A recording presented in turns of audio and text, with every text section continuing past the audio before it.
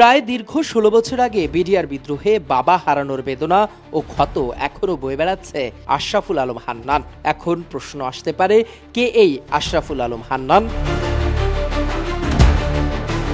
পিলখানা ট্র্যাজেডির সময় বিডিআর হত্যাকাণ্ডের বিরোধিতা করায় সহকর্মীদের হাতে প্রাণ হারানো একমাত্র শহীদ কেন্দ্রীয় সুবেদার নুরুল ইসলামের ছেলে একরাশ ভয় ও আতঙ্ক নিয়ে কথা বলছিলেন কালের কণ্ঠের সাথে।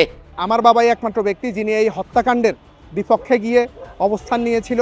আমার বাসা পিলখানার ভিতরেই ছিল। তা আমি ওদিন সকাল ৮টার সময় আমি পরীক্ষা দিতে যাই। তো আমার বাবার সাথে যে আমার কথা হয়েছে এটি ছিল যে আমি যেন পরীক্ষা দিতে গেলে আমি যেন নাস্তা করে যাই বা খাবার খেয়ে যাই। তো বাবা কিন্তু না খেয়েই দরবারে গেছে, যে ওনার দেরি হয়ে যাবে এই কারণে উনি দরবারে চলে গেছে। তো ওইটাই বাবার সাথে আমার শেষ দেখা ছিল। পরবর্তীতে আমার বাবাকে আমরা প্রায় ৭ দিন পরে আমার বাবাকে খুঁজে পাই। আর এর ভিতরে আমরা এমন কোনো জায়গা নেই যেখানে আমরা আমার বাবাকে খুঁজি নাই, কারণ আমার বাবার মৃতদেহ পাওয়ার আগে আমাদেরকে কেউই বলেনি যে আমার বাবাকে মেরে ফেলা হয়েছে। আজ ২৫ ফেব্রুয়ারি, জাতীয় শহীদ সেনা দিবস। গেল রবিবার মন্ত্রী পরিষদ বিভাগ থেকে এই দিনটিকে জাতীয় শহীদ সেনা দিবস হিসেবে ঘোষণা করা হয়েছে। ২৫ ফেব্রুয়ারি পিলখানায় কি ঘটেছিল সেদিন? ২০০৯ সালের ২৫ ফেব্রুয়ারির সকালটা শুরু হয়েছিল অন্য দিনগুলোর মতোই, কিন্তু সকাল গড়িয়ে দুপুর হওয়ার আগেই হঠাৎ ভারী অস্ত্র আর বুলেটের গর্জনে কেঁপে ওঠে পিলখানা। ভিতর থেকে ভেসে আসা গুলির শব্দে রীতিমতো কাঁপন ধরে নগরবাসীর হৃদয়ে। রাইফেল সপ্তাহ ঘিরে গোটা পিলখানায় সেদিন উৎসবের আবেগ চলছিল, কিন্তু ওই উৎসবের আড়ালে ষড়যন্ত্রের ঝকে ঘাতকদের দল শুরু করে ভয়াবহ নৃশংসতা। যথারীতি ২৫ ফেব্রুয়ারি সকাল ৯টায় বার্ষিক দরবার বসে পিলখানার দরবার হলে। সারা দেশ থেকে আসা বিডিআরের জওয়ান, জেসিও, এনসিও সহ বিপুল সংখ্যক সদস্যে তখন দরবার হল পরিপূর্ণ হয়। এখন যে কোনো ব্র্যান্ডের পুরাতন এসি বদলে নতুন ওয়ালটন এসিতে উপভোগ করুন ২৫% ছাড়। হলের মঞ্চে ছিলেন তৎকালীন বিডিআর মহাপরিচালক মেজর জেনারেল শাকিল আহমেদ, উপপরিচালক ব্রিগেডিয়ার জেনারেল এম.এ. বারী, বিভিন্ন ইউনিটের কর্মকর্তা সহ বিডিআরের নানা পদের সদস্যরা।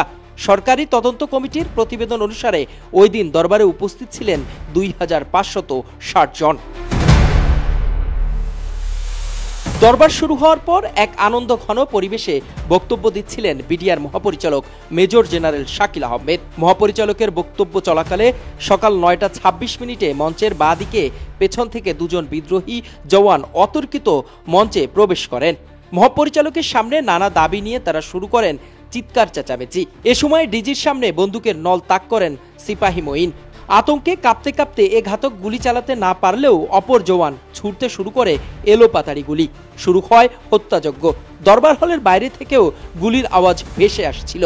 কিছুক্ষণের মধ্যেই লাল সবুজ রঙের কাপড় দিয়ে নাক মুখ বাঁধা বিদ্রোহী জওয়ানরা দরবার হল ঘিরে গুলি শুরু করেন। তারা বৃষ্টির মতো গুলি করতে থাকে। এ সময় তারা অস্ত্রগারটিও নিজেদের নিয়ন্ত্রণে নিয়ে নেন। সকাল 10:30টার দিকে বিদ্রোহীরা কর্মকর্তাদের দরবার হল থেকে সারিবদ্ধভাবে বের করে আনেন।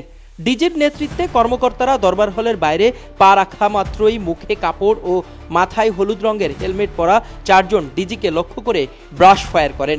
ডিজির পর হত্যা করা হয় আরও কয়েকজন কর্মকর্তাকেও। একের পর এক গোলা বারুদ আর গ্রেনেড বিস্ফোরণ ঘটিয়ে ধ্বংসস্তূপে পরিণত করে পিলখানাকে। নারকীয় হত্যাযজ্ঞে মেতে ওঠে বিপদগামী বিদ্রোহীরা। মুহূর্তের মধ্যেই দেশের অন্যান্য বিডিআর ব্যাটালিয়নেও ছড়িয়ে পড়ে সেই বিদ্রোহ। সেনাবাহিনীর উপস্থিতিতে ২৬ ফেব্রুয়ারি বিদ্রোহীরা অস্ত্র সমর্পণের সিদ্ধান্ত নেন। অস্ত্র সমর্পণের পর সিভিল পোশাকে পালিয়ে যান অধিকাংশ বিদ্রোহীরা। পরে পুলিশ ও সেনাবাহিনী পিলখানার নিয়ন্ত্রণে নেয়। অবসান হয় ৩৬ ঘন্টার বিদ্রোহের। তবে এ ঘটনায় প্রাণ হারান ৫৭ সেনা কর্মকর্তা সহ ৭৪ জন। এ ঘটনার মামলায় ২০১৩ সালের ৫ নভেম্বর ১৫২ জন বিডিআর সদস্যকে মৃত্যুদণ্ড, ১৬০ জনকে যাবজ্জীবন কারাদণ্ড, ২৫৬ জনকে বিভিন্ন মেয়াদে কারাদণ্ড এবং ২৭৮ জনকে খালাস দিয়ে রায় দেন বিচারিক আদালত। ইখলাস রহমান, কালের কণ্ঠ।